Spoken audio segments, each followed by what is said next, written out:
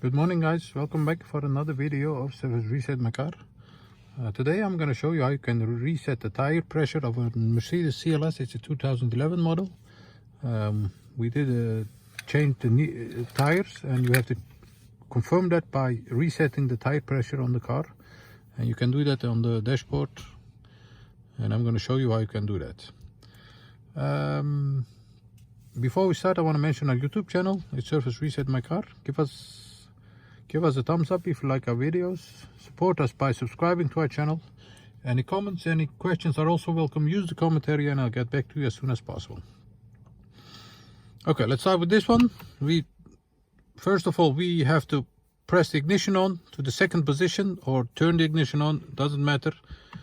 In this case, it's double press and then the ignition is on. Then we're gonna use the left side of the steering wheel to go through the menu.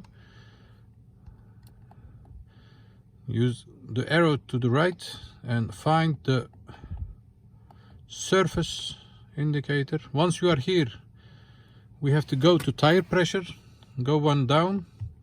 Once you're there, confirm with OK, and you have to restart the run flat indicator, that's the tire pressure, and restart it with OK. Once you have done that, you have to confirm that, press down, another OK for confirmation, and the run flat indicator restarted.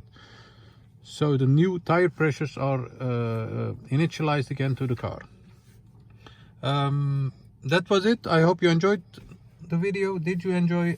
Subscribe to our channel, give us more support, and any questions, use the comment area, and hope to see you next time with another video.